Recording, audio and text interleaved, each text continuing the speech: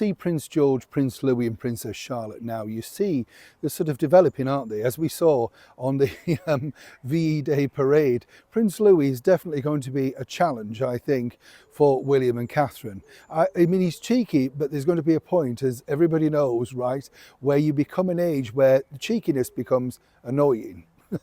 And I think you could sense that when he was sat with his elder brother George. George is kind of like, this is the role, this is the job, behave, stop fidgeting, stop looking, rolling your eyes, as did happen. And I mean that in the nicest of ways. So of course, what you find is when you see how the younger royals are developing, particularly behind the scenes, because as we now know, His Royal Highness the Prince of Wales, Prince William, is going to be appearing in a brand new documentary in celebration of course, the naturalist David Attenborough.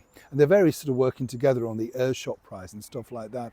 But, nonetheless, there's the connection. If you remember that delightful video when a very younger Prince George was asking lots of curious questions about, why do spiders have legs? Those are the sort of things that we like to see. This is the sort of thing that apparently Meghan Markle found appalling. And this is the reason why she didn't want to put her children up on a silver platter. No, best flog them out on Instagram where you don't see their faces, stirring pots of jam in a different voice. That works, clearly. I don't know if you know this, but a recent picture taken by Catherine just on an iPhone for Princess Charlotte's 10th birthday, 10th birthday, and it got over 1 million likes on social media. No doubt Harry and Meghan would be running off to social services because that's terrible, isn't it? But it's just a great picture, and it just proves that people are connecting with the British monarchy. It's a bit like this, the celebrations happening yesterday, of course, for VE Day, and what we saw was a brilliant afternoon tea party inside Buckingham Palace. Some people were unlucky and got stuck with Keir Starmer at 10 Downing Street. Others got inside Buckingham Palace. I'm jesting, but you know what I'm saying. But what was really charming was to find out exactly how William and Catherine are educating the likes of George about what has gone on before, the history. Because as we've seen throughout of his life, the favourite one for me was him stirring the Christmas pudding, where the Queen's thinking, mind my dress, as it's splattering everywhere, looking down, holding the handbag.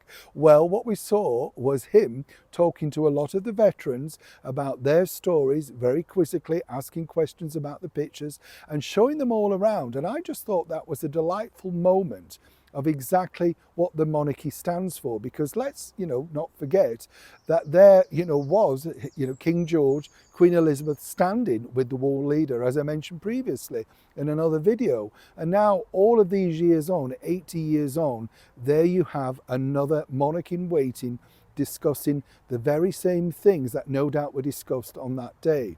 A lot of the sort of footage got some criticism, and I think this is wrong.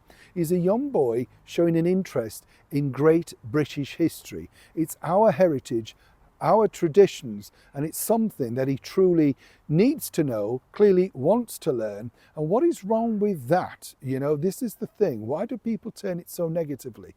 And I do sort of think that this will no doubt shape his thought process, and no doubt also they're still undecided, I don't know if you know this, where they're going to send George to school, whether it would be Eton.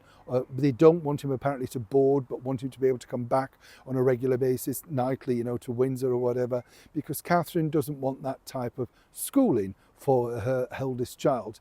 But either way, I don't know if you agree, I found these pictures and this particular story incredibly heartwarming, seeing somebody so young and so invested in our wonderful British history. As ever, Neil Sean in the very heart of Yorkshire.